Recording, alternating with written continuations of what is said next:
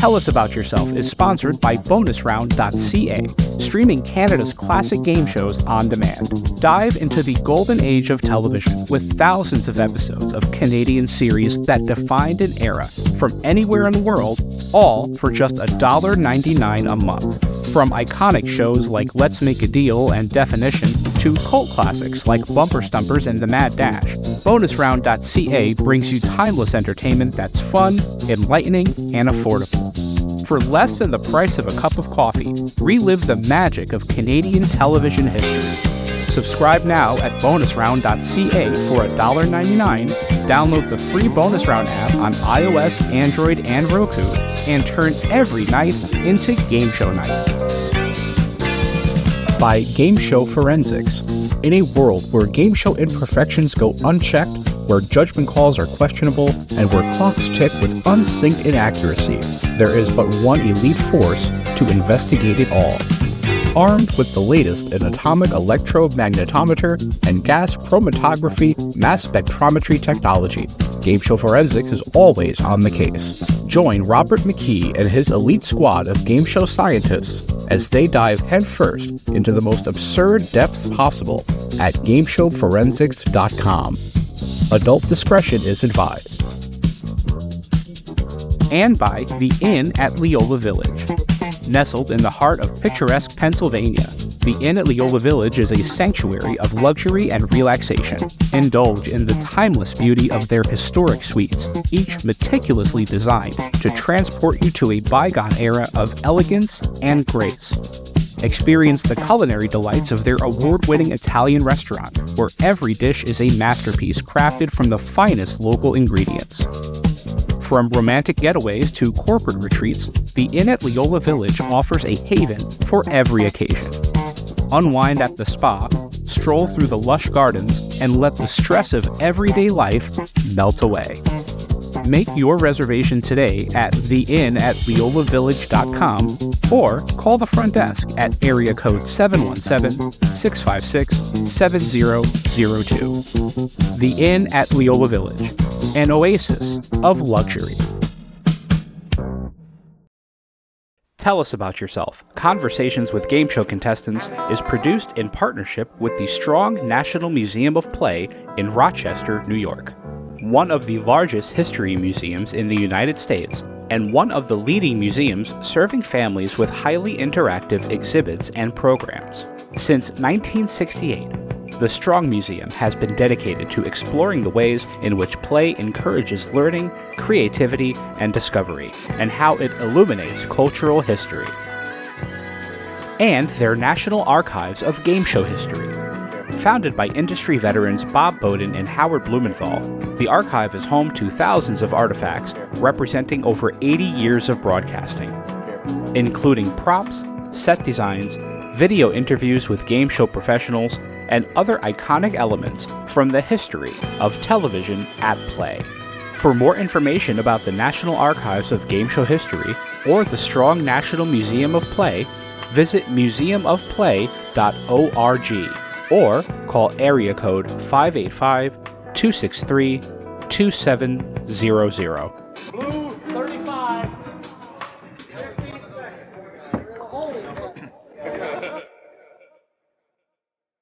Tell us about yourself, would you? Tell us something about you. For any new viewers, why don't you tell us again about yourself? We've met before, but let's meet again. Tell us about What yourself. else can you tell us about yourself? Perhaps you'd fill us in again and tell us about yourself.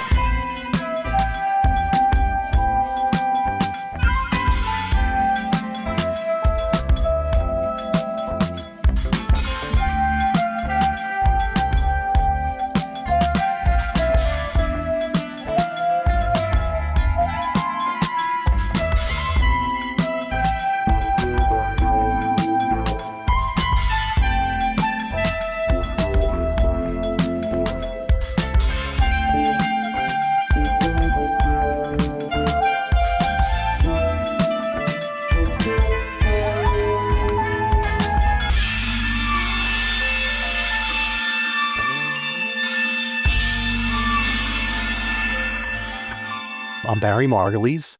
I'm originally from Philly. I live in the Baltimore area now. And currently, I work at NIH. I was on Win Ben Stein's Money a long time ago. That aired in 2001, and I won some luggage. I appeared on Jeopardy in 2022 and took home the bronze medal there.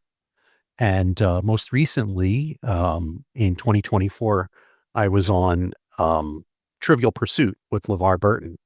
And there I came in second. So I got enough appearance money and they paid for the trip. So I got a little fame from it, but that's about all.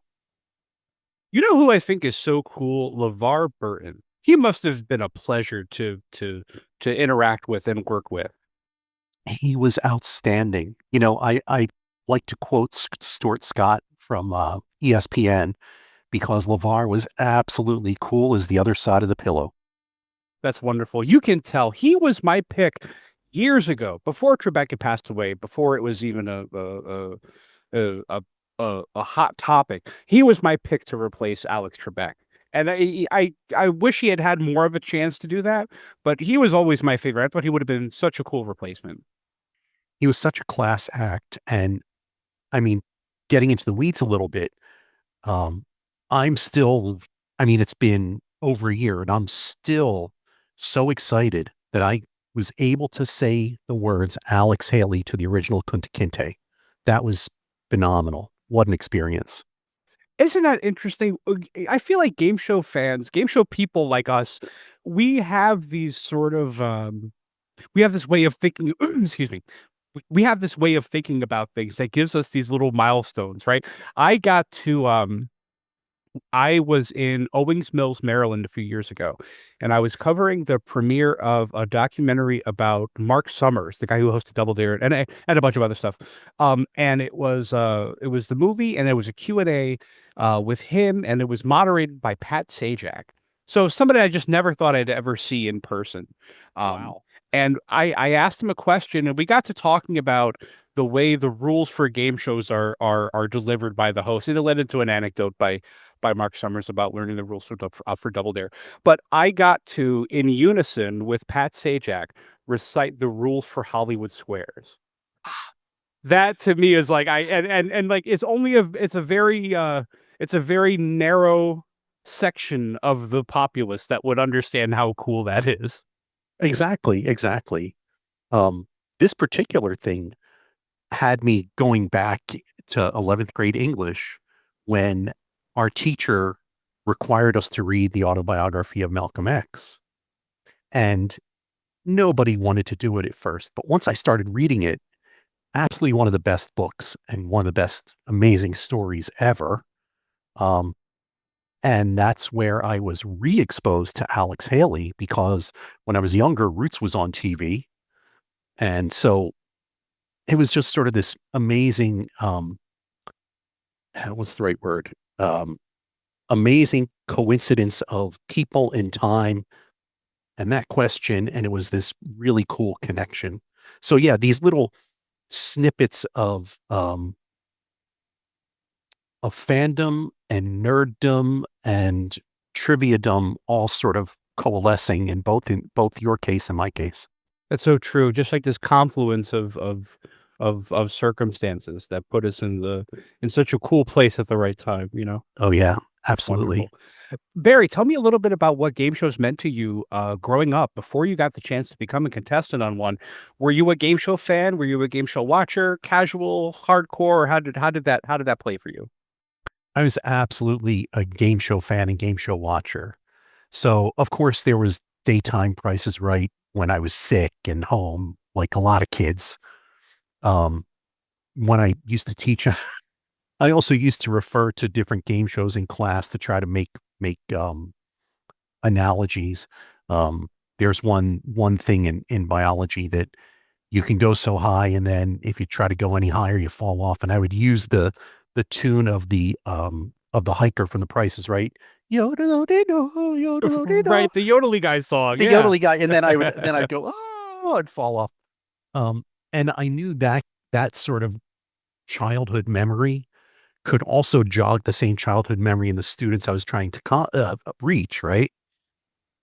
And so game shows are sort of a touchstone for lots of us. And they're relatable across lots of different cultures. I remember reading that Mila Kunis learned English when she came to the United States by watching The Price is Right. So you know that all these things are sort of cross-cultural, and you don't have to be born American to know a bunch of these motifs, right? Sure. But so there was that. There was I remember staying home and watching Dialing for Dollars, Bowling for Dollars on local stations in Philly. And then this one I thought was particularly interesting. I've always been kind of a night owl, and on our local UHF station, they would play at 10 o'clock. I forget the order. They would play The Honeymooners. So I fell in love with The Honeymooners 30 years after it was on first run. And they also played reruns of You Bet Your Life with Groucho Marx. And Oh, I wow. absolutely, I fell in love with, and so my weekday evenings were not complete unless I watched You Bet Your Life. That's incredible. And what era are we talking about that you're watching the reruns? Probably in the 70s and early 80s. Got it. Okay. So the show is still vintage, but it's not complete retro TV. I mean, they were still trying to do a version of You Bet Your Life like in the early 80s. So it wasn't a completely dead format yet. I don't think it's ever been. There's always been a version of You Bet Your Life around.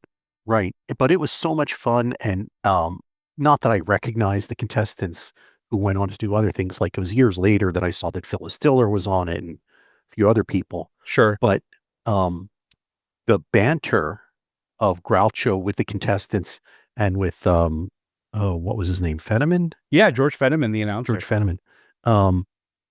That was just classic. So it was the combination of the comedy and the trivia that really drew me into it. So that was great. You know, I would sit there, and this was, I guess, long before the reboot of Jeopardy with Alex Trebek in the mid 80s. Right. And you know, of course, I would try to as an 8, 9, 10-year-old try to guess what the answers were. And it was kind of cool that I sort of realized that maybe I read too much, or I was really a nerd lit at that point. But the thing that really struck me was when the final question was about the Battle of Hastings, and I happened to pull a year out of thin air and say to myself, I think it's 1066. And poof, I don't think the contestants knew the answer, but I happened to pull the answer out of my butt.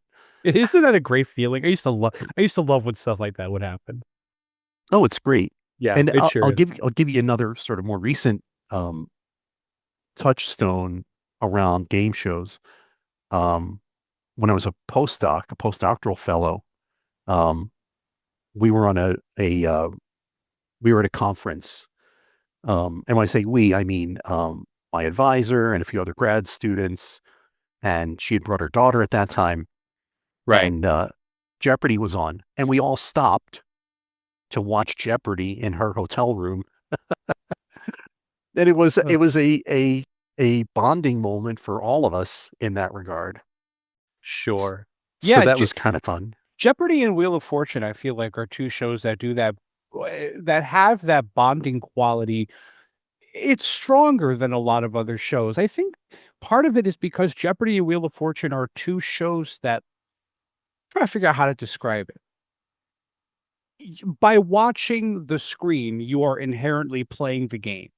Do you know what I mean? There's stuff like The Price is Right where, you're watching a game being played, but to be a viewer of Jeopardy or of Wheel of Fortune, you are a participant because you can't look at the TV and not wonder what the answer is or wonder if you know it. You can't not wonder what the solution to the puzzle is. So I feel like in that way, yeah, it does bring people together. I mean, I've talked to so many people, and I'm one of them who grew up watching Jeopardy with somebody, I think you're right. And I think the other thing is, in most markets, it's usually on air right after dinner. Right.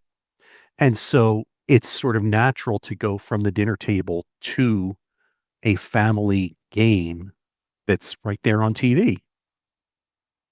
I know that was part of my experience. I had already grown up and left the house um, a year after Jeopardy was rebooted with Alex.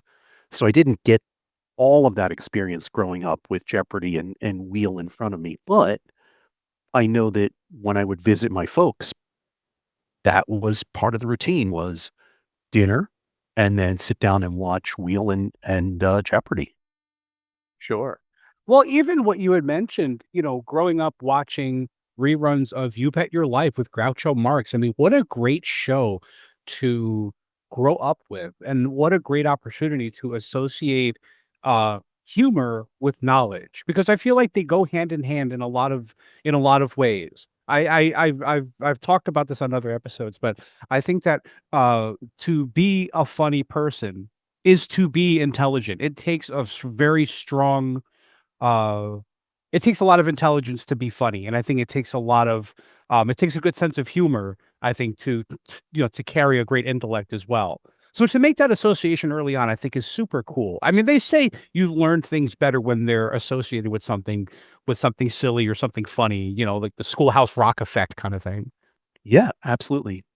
Um, and the way I think one of the ways I ended up getting hooked on You Bet Your Life had nothing with it being necessarily a game show or a trivia game show.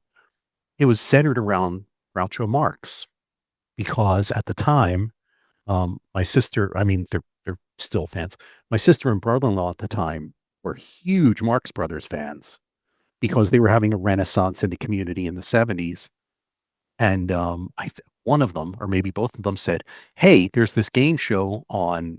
I honestly forget which UHF station with Groucho. You might want to check out. It's pretty funny." And so that was how I ended up watching it and getting connected to it and getting hooked on it. Just sort of this retro look at what things were in the 50s with Groucho and with Jackie Gleason and Art Carney and the whole cast. Yeah, sure. The Honeymooners is it was a significant show in my household as a child as well. Especially around New Year's Eve. My parents are from New York, and I don't know if this is a nationwide thing or just in New York, but I think it was Channel 11 in the city used to show all the episodes of The Honeymooners, beginning to end, leading up to midnight. Wow. Yeah, I remember, if we pointed our antenna correctly, we could get WPIX, Right. but we couldn't always get it. Yeah, that was like one of the last like authentic old school New York TV stations. I remember seeing the Yule log every year. Interesting. Yeah, yeah, yeah, yeah. It's so funny. Um, yeah, so Barry, let's talk a little bit about the audition process, whether it's Trivial Pursuit or it's Jeopardy or Win Ben Stein's Money. There's a test and there's an audition.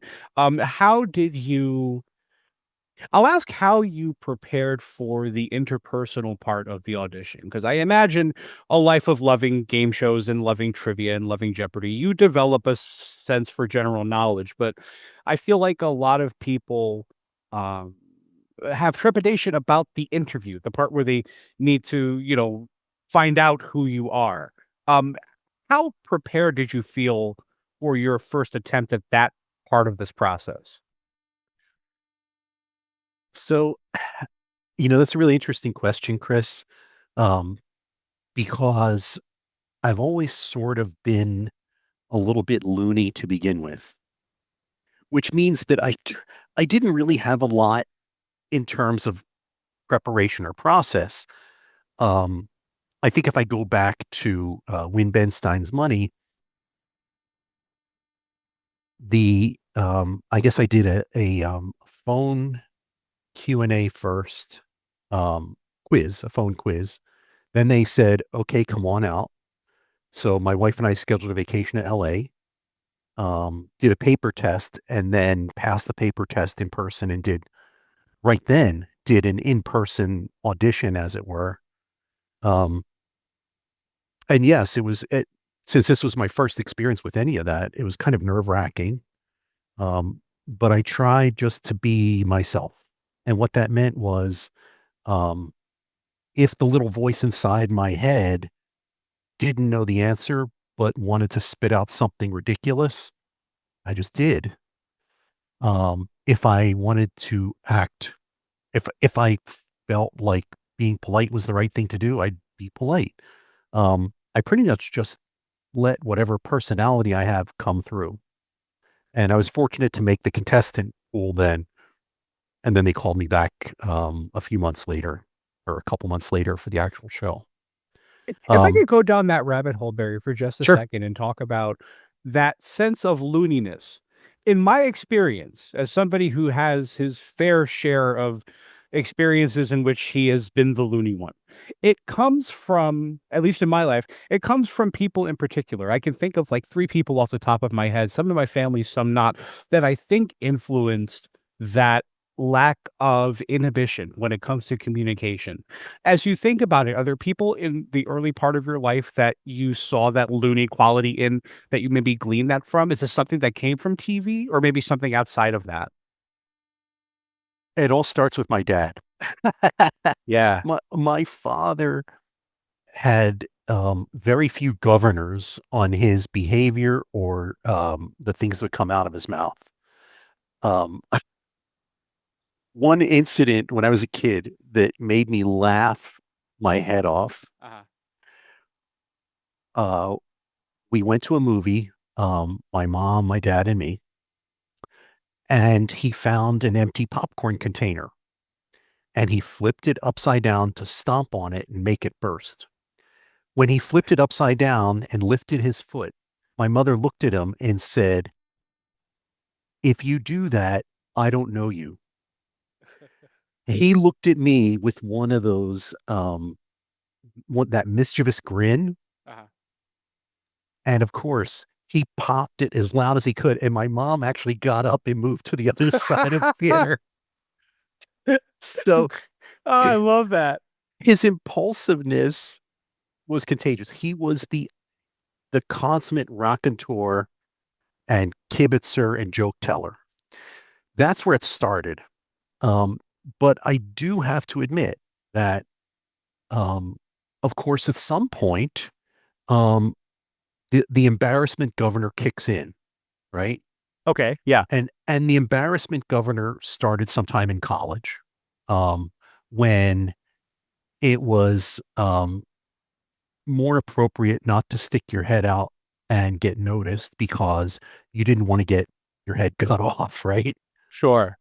But then, and I'm going to move to grad school because this is like the ultimate experience in keeping your head down. Okay. Because you're afraid that somebody smarter than you, faster than you, more insightful than you is just going to cut you off at the legs. It just feels really intense scientifically. Sure. Like you have to stay ahead of the pack. You have to stay ahead of the pack. And if you're not ahead of the pack, shut the hell up, right? Right. Right. However, one of my fellow grad students, and I'll say his name because he's absolutely still 30 something years later, he's still a role model for me. Anthony Welch. Anthony had no governor. And Anthony, in seminars, would raise his hand and always make a comment or ask a question. In lab meetings, he would always have a comment or a question. It didn't matter what the venue was or who the audience was. Could be a whole room of Nobel Prize winners. Anthony would still ask his question. And so around my 3rd year or 4th year, still being meek, and even if I had a comment or question, not saying it in front of anybody, I asked Anthony, "Hey, how do you do that?" I said, "Everything that comes out of your mouth is gold. How in the world do you do that? And not be inhibited either?" Right. And he said something this is really insightful. He said, "No, you're wrong." He said, "Half of the things I say are clunkers and half of them are good. But because I don't have any inhibition about what I say or what I think, nobody cares about the clunkers. They all think everything I say is brilliant. That is super insightful. And so I'm not saying it was like a switch that clicked in me, but over the course of probably the last year of working with him, next to him, and the next few years, I slowly started to lose that governor. Yeah. And losing the inhibitions really helped propel me to more success professionally and when it came to these auditions. Because the governor is what keeps you straight-laced, stilted is probably the right word. The governor is what keeps you stilted and doesn't make you a more attractive candidate to show up on screen. The casting directors are all looking for people who want to be out there and want to show the fun they're having. And if you're really inside your own head, it makes it hard for them to see that. And when they can't see it in an audition, they're not going to expect to see it on TV. That's so true. Assertiveness and confidence show up well on camera. They're personal qualities that they shine. You know what I mean? People are uh, they glow at a different frequency than I think people who aren't. And you can tell when somebody has it and when somebody doesn't. I'm fascinated with that statement. You know, eh, Uh, I'm I I'm just yeah. Go ahead. No, please. Oh, I was going to say that, and it doesn't mean you have to be an egotist. You don't have to walk around saying you're going to crush the competition. Right. It just means do your best to get outside of your personal inhibitions um, and show your real personality. Um, it's also sort of unfortunate that I wear my heart on my sleeve because those of you who have actually seen recordings of at least Jeopardy and Trivial Pursuit. I think my Win Ben Stein's Money is on an 8-track somewhere. Um, you'll see that everything I'm thinking and feeling shows up on my face. It's hard to hide. Right. But that's great. That's a great quality to have. I talked to a contestant who was on Wheel of Fortune a few years ago and a couple of other shows. He's sort of known for his exuberance as a contestant. And he said that he overheard the casting people talking about who was moving on and who wasn't once. And he overheard them talking about him. And what he heard was, let's use him. He reacts to everything. And I feel like that's what a lot of casting people look for. They want, I mean, TV's a visual medium, right? They want people Right. that you can read easily. Um, it's funny, my wife and I, just as people, I think as creative types, we're subject to a lot of self-doubt and a lot of second guessing and a lot of, should I do this? Should I do that?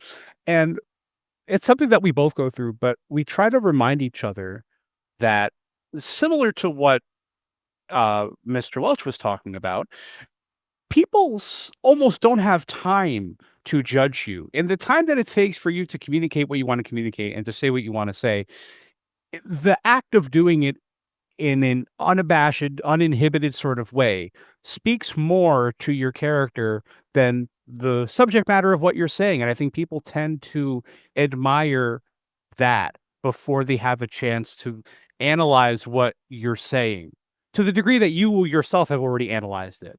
Do you know what I mean? Does that make sense? Yeah, it does. And definitely Anthony's personality and his part of that lack of inhibition, that sort of being true to oneself in that fashion has absolutely propelled him to success as well in his career choices and in his family life and his personal life. He's always just been out there and doing the things and saying the things that he thinks are most important and not being afraid to stand up and do what he thinks is right. Sure. That's an important skill to have in 2025. Yeah. I've had the pleasure of talking to many contestants over the course of this series up to this point. I've had one guest who was on one of the very early episodes of Win Ben Stein's Money, and he had nothing but great things to say about the atmosphere, how he was treated, how the show was treated. He just had a wonderful time. I hope that's the same experience for you. How was your time as a contestant of Win Ben Stein's Money? I got to say, it was interesting. I was not on an early season. I was in the first season with Nancy Pimentel, or the only season with Nancy Pimentel. Oh, okay. After Jimmy Kimmel had left. After Jimmy. So I was kind of disappointed not to see Jimmy. But Nancy was great. Ben was interesting. I guess going into it, I didn't really know what to expect because it was my first experience on any set, let alone a game show.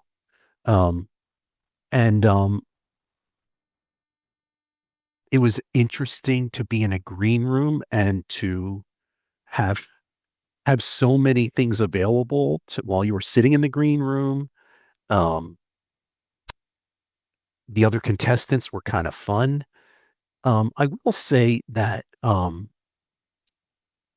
contestant atmosphere for Win Ben Stein's Money, and I have a feeling it was just because of the group in my tape day. It felt a lot more competitive. Okay. Jeopardy and Trivial Pursuit had a much greater sense of camaraderie in the group that was there. So in fact, even though I didn't win the game that I taped, I was pretty excited for the person who did win. If that makes any sense. Oh, it does make sense. Absolutely. And that's funny. I'm thinking about the show. I'm thinking about Win Ben Stein's Money and just how many current and former Jeopardy players were also on Win Ben Stein's Money. And I wonder if their casting process lends itself to that kind of heightened sense of competition. One of the things I thought was fun with Win Ben Stein's Money is that crossover with Jeopardy, and how many people, when they get on stage, are in that mode of answering in the form of a question. I don't know if you remember, Ben had a dunce cap. Yes, and if you said "what is," he'd put it on you. He put the dunce cap on. That's right. That's right. I forgot. Yeah, that's funny. That did happen with unusual frequency on Win Ben Stein's Money, didn't it? Yeah, it absolutely did. And I'll tell you, it was a pretty cool experience to be on a set with Ben Stein. So what was neat about the particular setup, there were 3 podia, and in the back corner off to the left of the contestants was sort of Ben's inner sanctum. And he was the one who read the questions in the first round, I believe. And I was able to make it to the second round, and I was in the middle. So he took the podium to my left. And it was really kind of fun. Between the first and the second round, he was in his inner sanctum, and he called from the inner sanctum. He goes, "Barry, would you like a Diet Coke?" But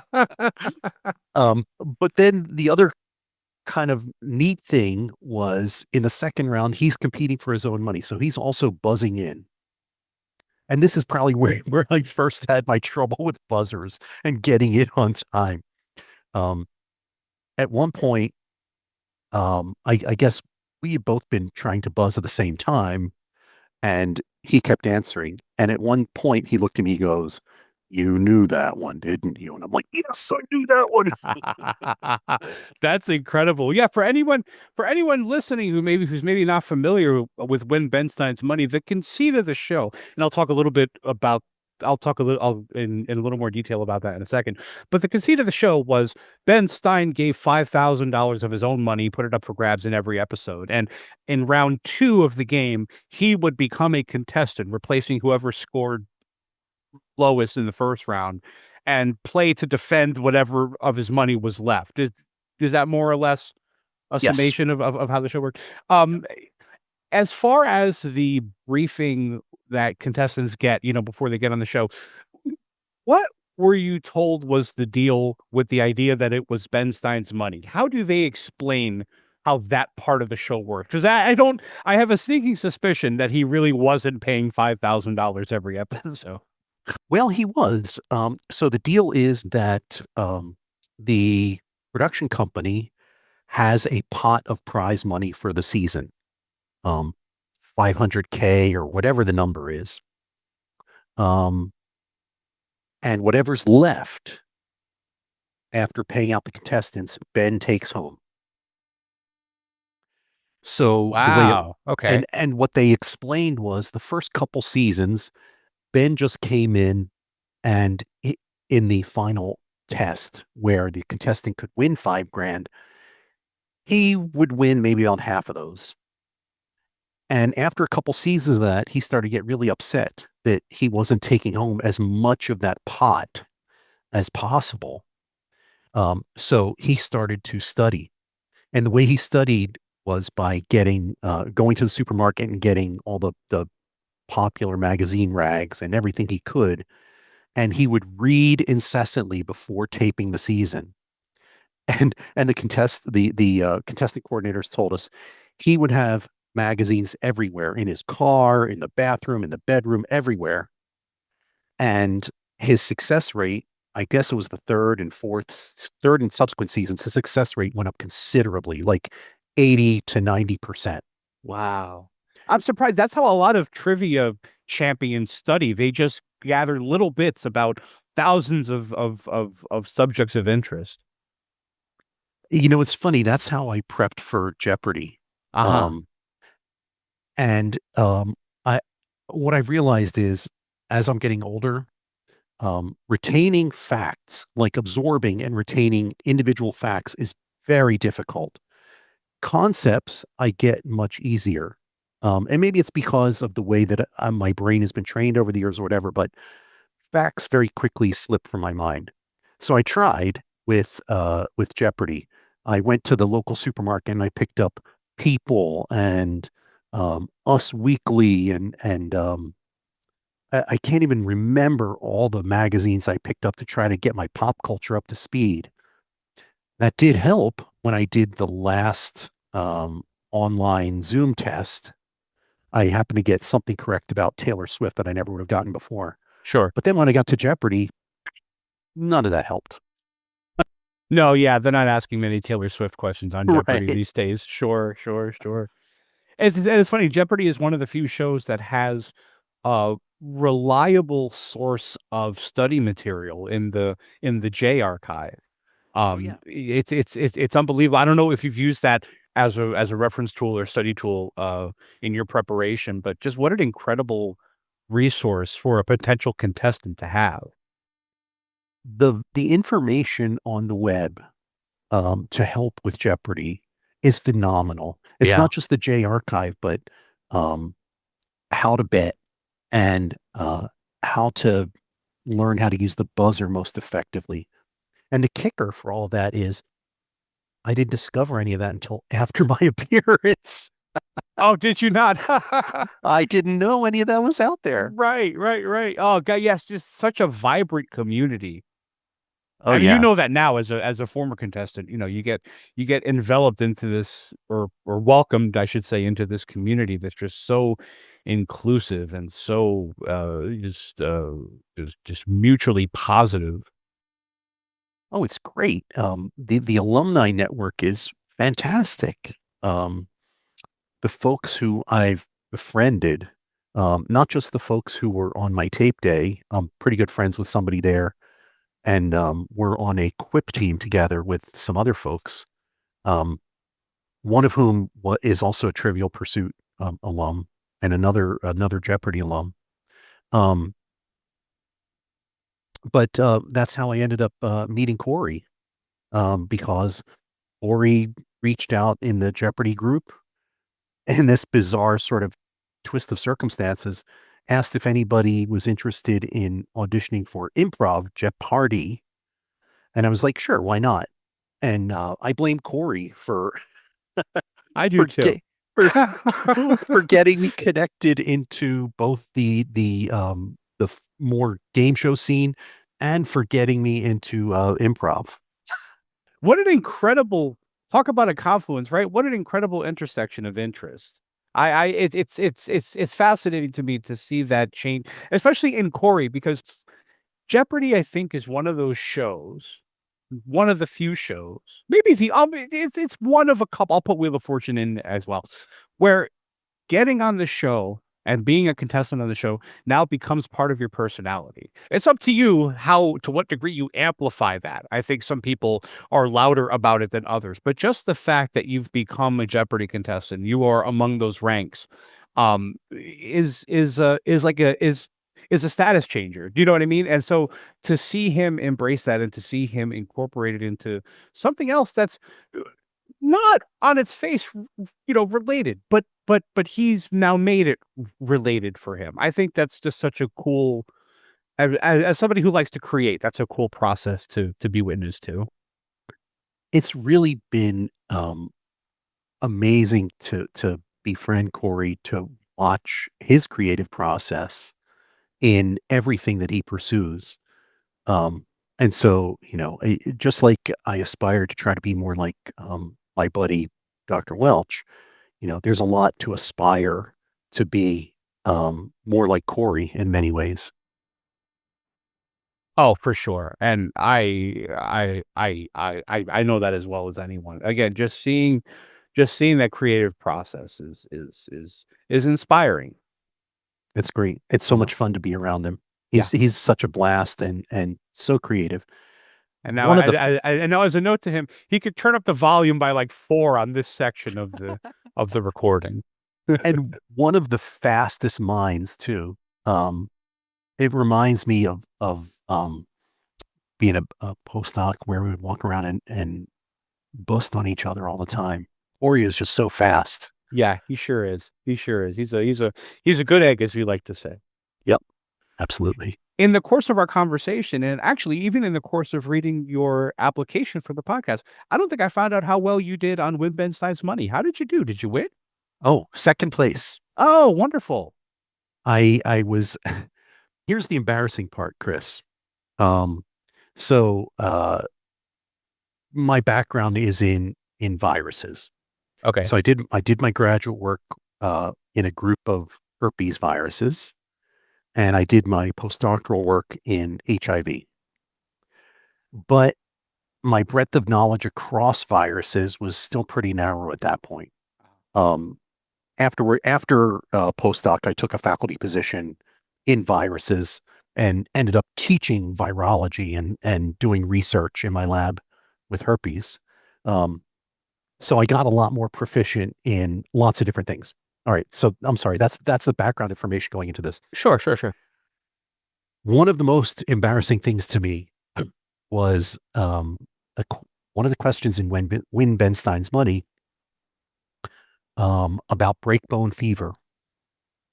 And the answer was this virus called dengue virus. But at the time, I couldn't place it. All I thought was, I've heard that term, and I know it's in this broad class of viruses, but I couldn't remember which one out of that group it was. The contestant next to me, I think, said malaria, and the thought that crossed my head then was, of course it's not malaria, it's a virus. And malaria is not a virus, malaria is a parasite. Okay. I forget what Ben said, and I finally blurted out or offered one of the wrong viruses that's in the same major group. And of course, when I got back to my lab and they watched it, I think it aired 5 months after I taped. Boy, kick a man when he's down, Everybody in the lab's making fun of me. Oh man, it was terrible. It's one of those questions where on the air they say, "Oh, you're going to hear about that at home." Exactly. Yeah, right. So yeah, that was, I heard about that. I heard about some of the not so great jokes I made. One of them was, it was about Death of a Salesman, and it was the wife in Death of a Salesman. And again, I just read it recently, but it was, it wasn't coming. And because there's no penalty for wrong answers and win Ben Stein's money, I rang in and I said, Biff et. And you could have heard a pin drop in the studio. Right. Afterwards, they had given me, I guess, Ben's email address, and I emailed Ben. I said, hey, can you get them to edit that out in post? It was so bad. Right. And he goes, and I could hear his voice in the email he sent back, which was, on the contrary, I thought it was one of the funniest things I ever heard.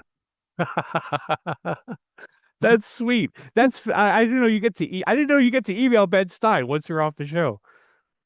Just, a tiny tidbit. It wasn't long conversations. It was just, hey, thanks for having me. And by the way, that awful joke.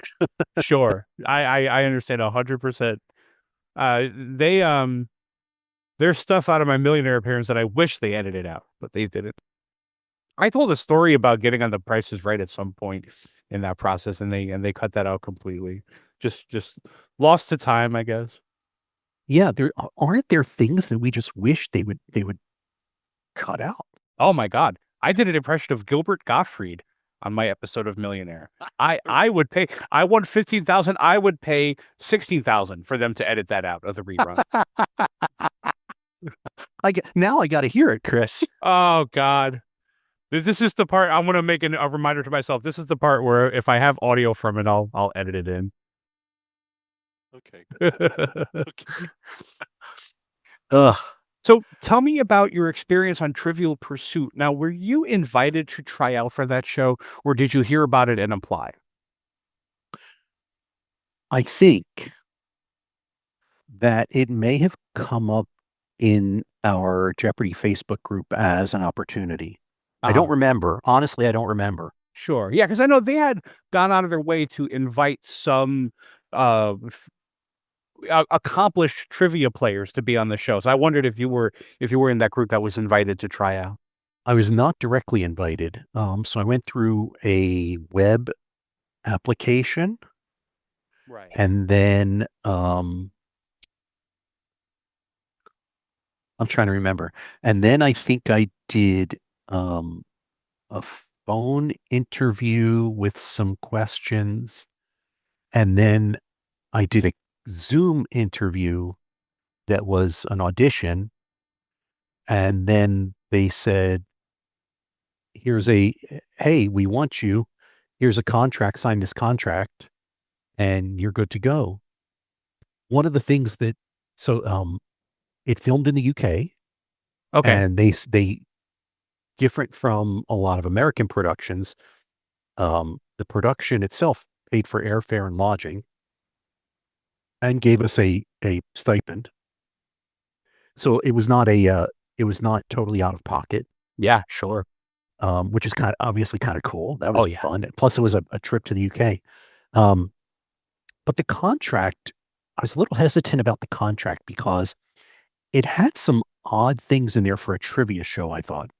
For example, there was a clause that said something about if you contract an STD during filming, we're not responsible. And I thought, what kind of show is this? Well, the bonus round has changed dramatically since the last version of this show. My goodness, I didn't know that you would have to do interesting things to answer questions. Yeah, right. So I was kind of hesitant at first. I checked with the production company and they said, oh no, this is a boilerplate. Presumably the production company also casts things like The Bachelor and a bunch of other things where they do expect shenanigans behind the scenes. Oh, got it. So that's just their standard form. That's their standard form. Competition show paperwork. Got it. Yep. So it was a whirlwind, Chris. It was, I left Baltimore on a Sunday night. So the timing was interesting. I believe that was June 17th last year, and arrived midday June 18th in Heathrow. They had a driver pick me up, bring me to the hotel.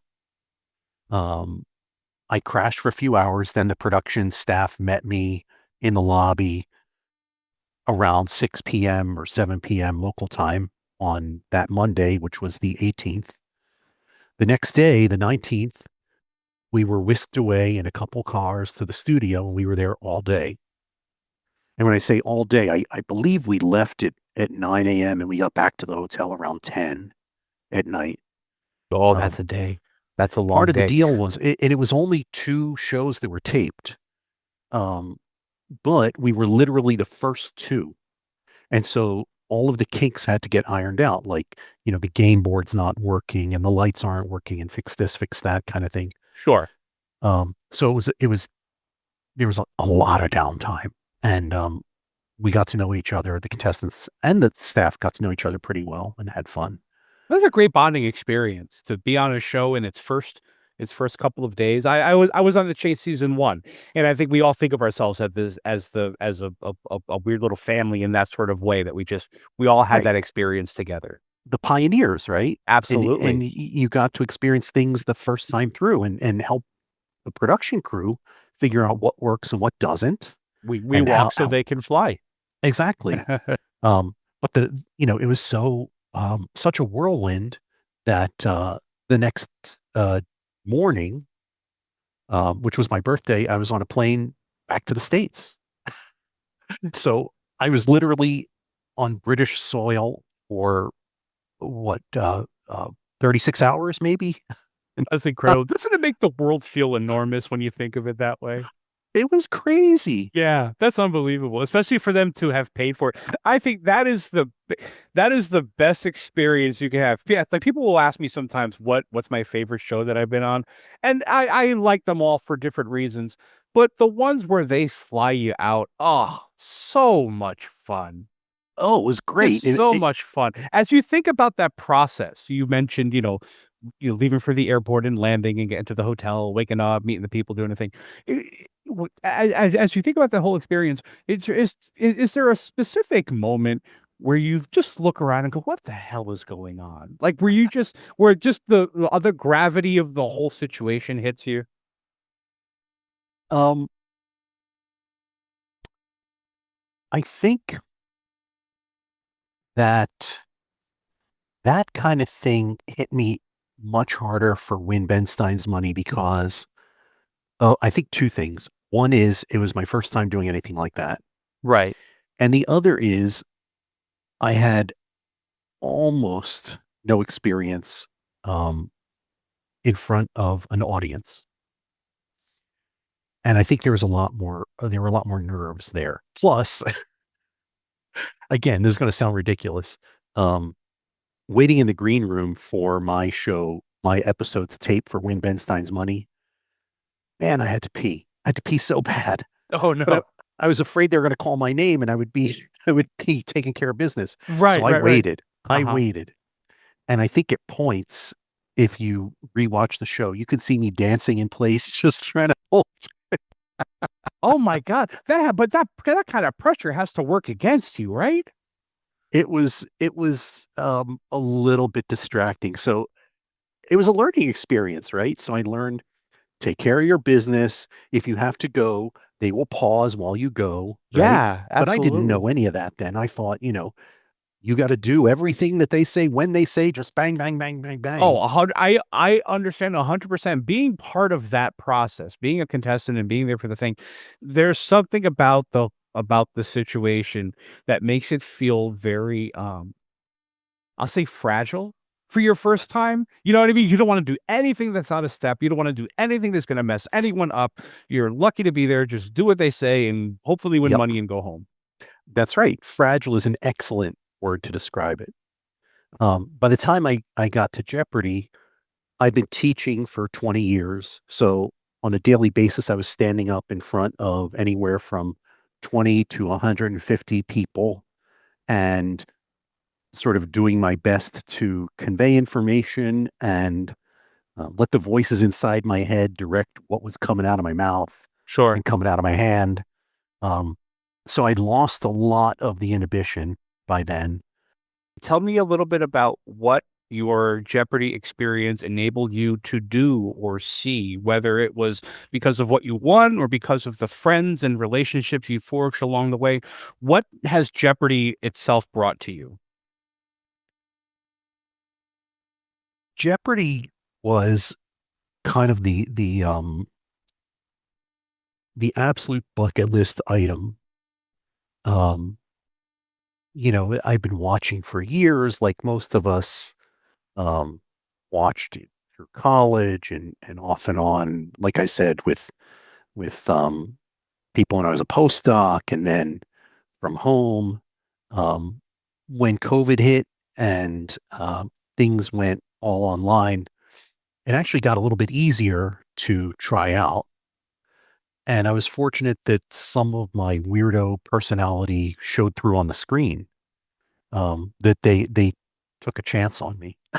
Um,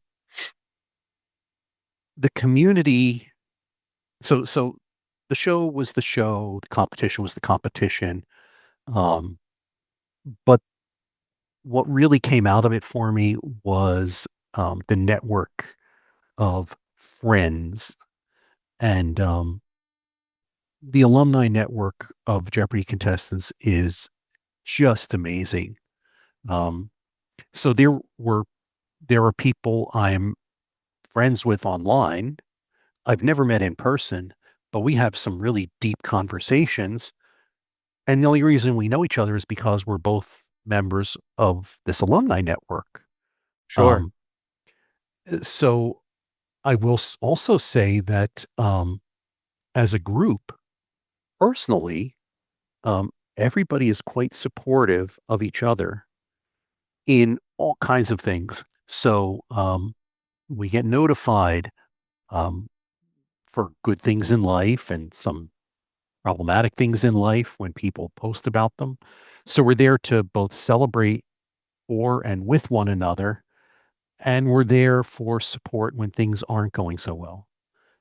So I've just been really amazed at these folks who at times check up on me and I check up on them when it looks like things aren't going so great in life.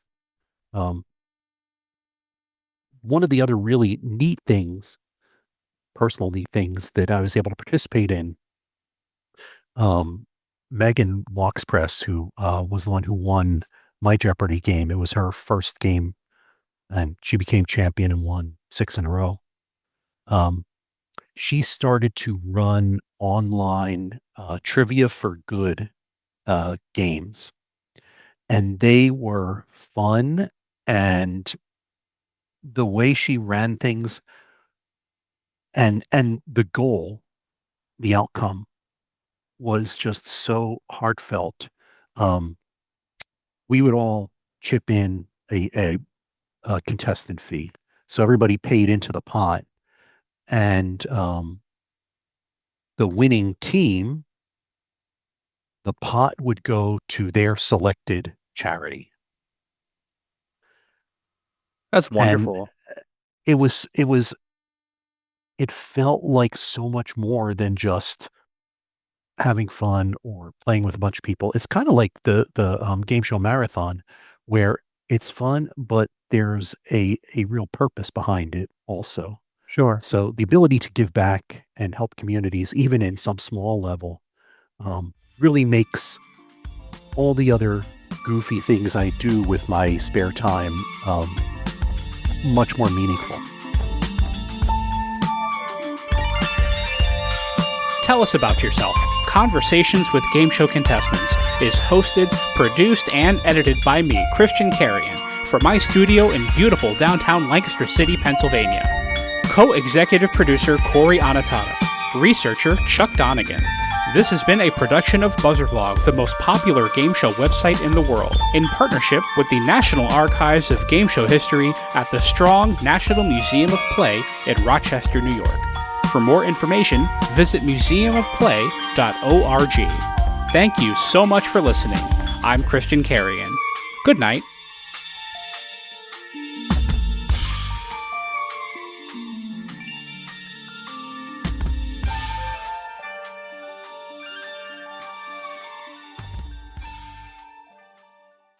Tell Us About Yourself is sponsored by bonusround.ca, streaming Canada's classic game shows on demand. Dive into the golden age of television with thousands of episodes of Canadian series that defined an era from anywhere in the world, all for just $1.99 a month. From iconic shows like Let's Make a Deal and Definition to cult classics like Bumper Stumpers and The Mad Dash, bonusround.ca brings you timeless entertainment that's fun, enlightening, and affordable. For less than the price of a cup of coffee, relive the magic of Canadian television history. Subscribe now at bonusround.ca for $1.99, download the free Bonus Round app on iOS, Android, and Roku, and turn every night into Game Show Night. By Game Show Forensics. In a world where game show imperfections go unchecked, where judgment calls are questionable, and where clocks tick with unsynced inaccuracy, there is but one elite force to investigate it all. Armed with the latest in atomic electromagnetometer and gas chromatography mass spectrometry technology, Game Show Forensics is always on the case. Join Robert McKee and his elite squad of game show scientists as they dive headfirst into the most absurd depths possible at GameShowForensics.com. Adult discretion is advised. And by The Inn at Leola Village. Nestled in the heart of picturesque Pennsylvania, the Inn at Leola Village is a sanctuary of luxury and relaxation. Indulge in the timeless beauty of their historic suites, each meticulously designed to transport you to a bygone era of elegance and grace. Experience the culinary delights of their award-winning Italian restaurant, where every dish is a masterpiece crafted from the finest local ingredients. From romantic getaways to corporate retreats, the Inn at Leola Village offers a haven for every occasion. Unwind at the spa, stroll through the lush gardens, and let the stress of everyday life melt away. Make your reservation today at theinnatleolavillage.com or call the front desk at area code 717-656-7002. The Inn at Leola Village, an oasis of luxury.